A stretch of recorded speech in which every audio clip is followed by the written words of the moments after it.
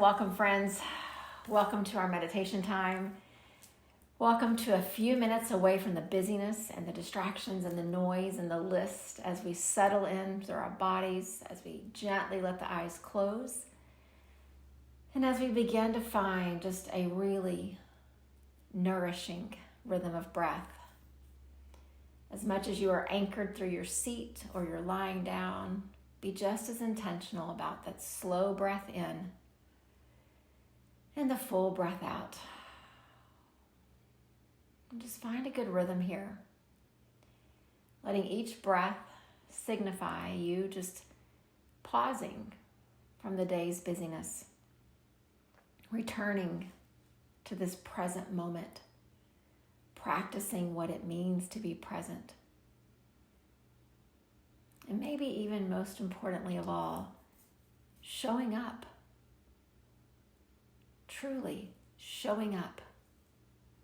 Showing up with an intention to do something for you, rather than let the day just pull you one direction and then the next.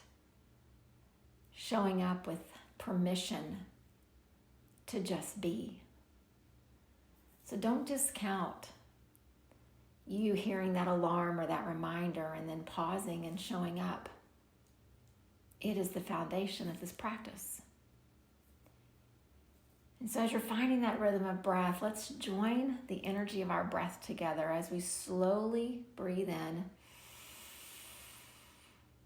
And then just as slowly breathe out. And then a slow breath in again. And a full breath out. And one more breath in. And one more breath out together. And then let that exhale just usher you back into a good rhythm for yourself. And I would invite you just to give yourself permission. If the body gets restless, just adjust. Just make small movements, resettle, rediscover the present moment. And so for these few weeks before the end of the year comes, we're sitting with this idea of the challenges of life. Oftentimes we come to meditation and we want to just find the peace. We want to just cultivate the calm. But we also have to recognize the challenges. We have to be aware. We have to be awake. We have to be this witness to the things that keep coming across our path and the habits and the patterns of how we interact with them. And so for these few minutes that we have today, I want to turn our attention to our energy. And so before I lead us into these few minutes, I would invite each of us, just check in with your energy. Check in with where you are in your day, if your day is ending and bedtime is near, or if you still have many things to do. Just check in and see, energetically, how do I feel?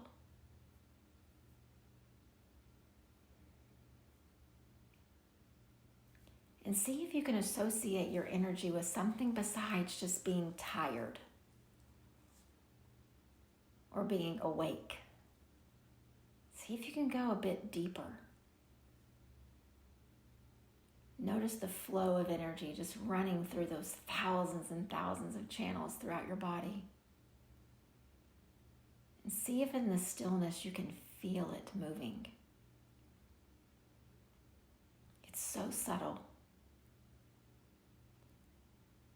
but it's there. And so for these few moments that we have, I want to turn to one of the great teachers that we turn to often and just let his words about our energy both instruct and inspire us. So Thich Nhat Hanh says that every day when we wake up, we have this finite amount of energy that's given to us before we begin to feel truly exhausted. And I know before I even continue with his words, some of us are already thinking that there are days when it's 10 a.m. and you're already there. The day has already asked just too much of you, and exhaustion has set in. Some of you are maybe thinking that there are stages in life where you actually wake up already exhausted. The night's sleep wasn't restful. It wasn't regenerative. It wasn't restorative. And you're already tired before you start. But he goes on to say that yes, every day we have this finite amount of energy.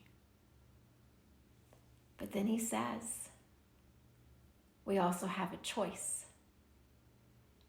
We have the choice in how we spend it.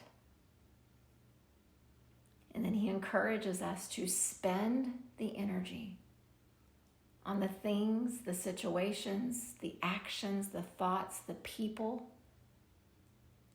that bring us joy, that bring us peace,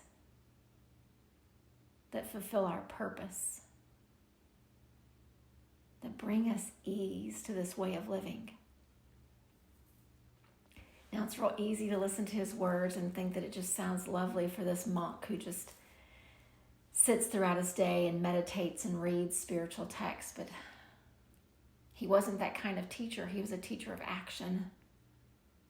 He was constantly moving throughout this world, throughout our country, teaching, modeling, showing how to truly spend our energy in a way that honors the purpose that each of us has been given to live.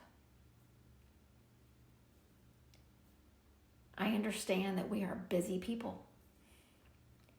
We have many things to do. Some that we've created ourselves, some that have been given to us by others. And when you think about spending your energy in a thoughtful and mindful way, it doesn't mean that you stop going to work.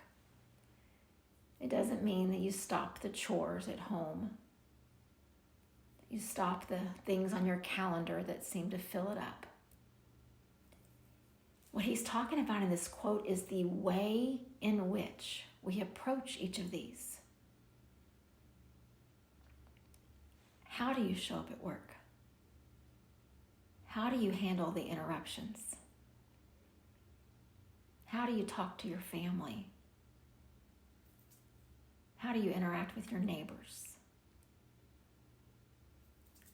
How do you engage on social media with your friends and family? And on and on and on. So he's not teaching us to draw away from the world. In fact, he's saying, go live in the world. Go live in the world with this finite amount of energy that you're each given, and live with purpose. And so as I thought about this quote over the last several days, I wanted to put it to the test. I wanted to try it out. I'm really mindful of how I use my energy. I'm mindful of how I show up. But just like you, I get pulled in to all the things. Some of them so worthy, so good, and some of them not. But I get drawn in the same as you. And then I get frustrated, or I get impatient, or I start to rush because there's just not enough time. And so when I woke up on Monday morning this week, I decided, as this quote was just sitting with me, that I want to live this quote out this week. I've read it many times, but I want to truly practice it and just see how possible it is in my busy life, just like yours, to mindfully offer my energy, my attention, my focus. So my work day began. For me, it begins very early on the yoga mat. And then the regular day follows, the meetings, the Zoom sessions, the interactions, all the things, just like you have yours to fill in the list with, the chores and the comings and goings. And it was almost as if I was stepping outside of myself and just watching to see, can Kelly really do it? Can she really spend her energy in a way that brings her joy and peace and ease and fulfills her purpose while still fulfilling the responsibilities that I have. And so I went through my workday on Monday and then was preparing to go and teach my class in the evening. And I felt like I had just woken up. I wasn't tired. I wasn't depleted. I wasn't frustrated. I was refreshed. And it's been a very long time that I could say that at the end of a typical workday. And then I went and I taught my class. And I came home and I still felt refreshed. And then when I laid my head down on the pillow, I don't know how many seconds it took, but I know it was less than a minute. And I was sound asleep. And so I thought this morning, in fact, as I woke up, what was different? What was this thing that was so different that I was still busy? And I still did all the things. It was my approach to the day. I didn't hold back my energy. I did not do the things I needed to do. But I was mindful of my breath all day long. I was mindful of how I was reacting to things that people said or did that on other days would have frustrated me.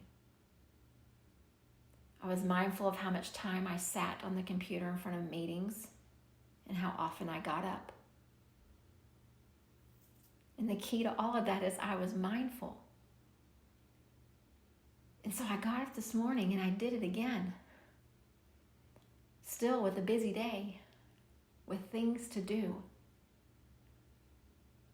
But I allowed my energy to go out from me in a way that served my purpose, that cultivated peace, that brought me joy. Because what Thich Nhat Hanh was teaching us is that we are meant to live vibrant, brilliant, light-filled lives, not lives of depletion and exhaustion. Our purpose doesn't live there. And my goal in the coming days for the rest of this week is to keep trying it, because I want it to become a new pattern. I don't want it to be something that I do when I get to the point that I've had enough and I think, I want to go back to what I know is right. But rather, I want to start my day that way. I want to live with intention, mindfully, cultivating joy, nurturing peace, and fulfilling my purpose. And so I'd ask each of us just to think, what would that look like? How would you still go to class or go to work or mow the lawn or do the chores and not get to the point of exhaustion? How would you approach these things with this beautiful energy you've been given? And do it in a way that's mindful, that's nurturing, that allows you to stay vibrant all day long.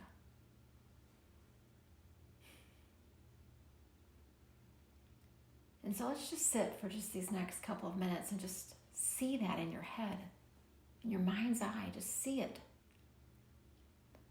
See the places that you have to go tomorrow. What would it look like if you showed up with these new eyes? As you go to the grocery store, as you go to the office, whatever your places are, what would it look like if you go with this idea of offering up your energy in a way that truly cultivates peace and joy and meaning and purpose, and you still do all the things that you need to do? What would need to shift in your day-to-day way of living to make that possible?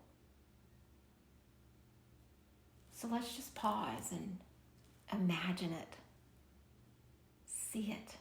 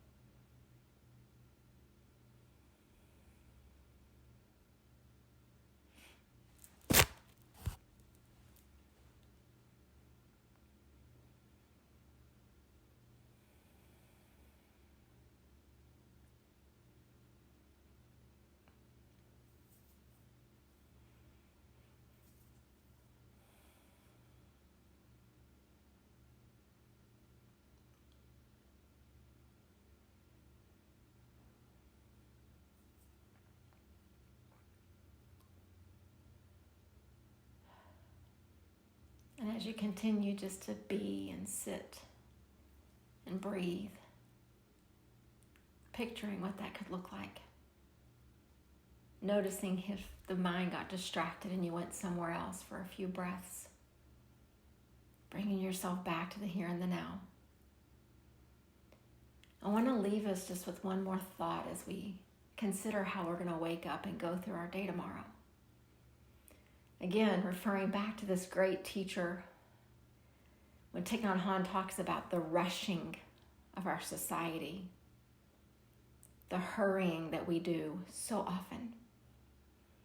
He says our hurrying and our rushing is as if when we step onto the earth, we're pressing our anxiety, our rushing onto the physical earth. And when I think about that, it hurts my heart that the earth would actually feel my anxiousness. But then when I sit with those thoughts about what he's taught us, I think, how do the people in my life feel?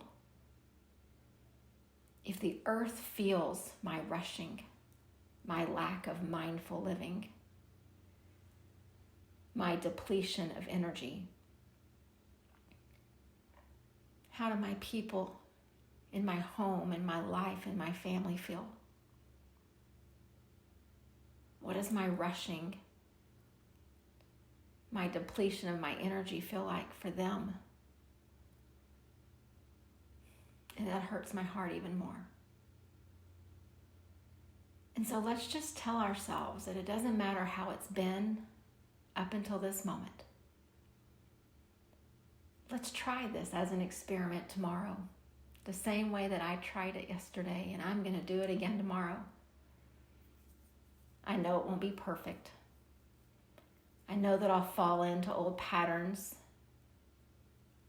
but I don't think I'll stay down in the old patterns for as long as I have before, because I've had this glimpse, this taste of what it's like to live from this place of cultivation of this beautiful energy in a way that gives me peace and joy and purpose and meaning.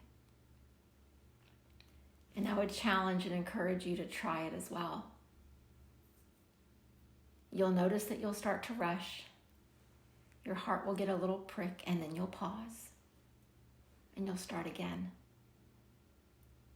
It's kind of like today. It's the showing up.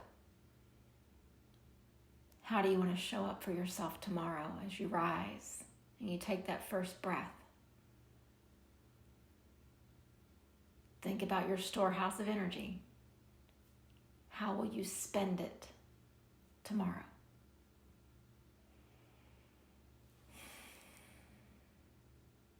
Namaste.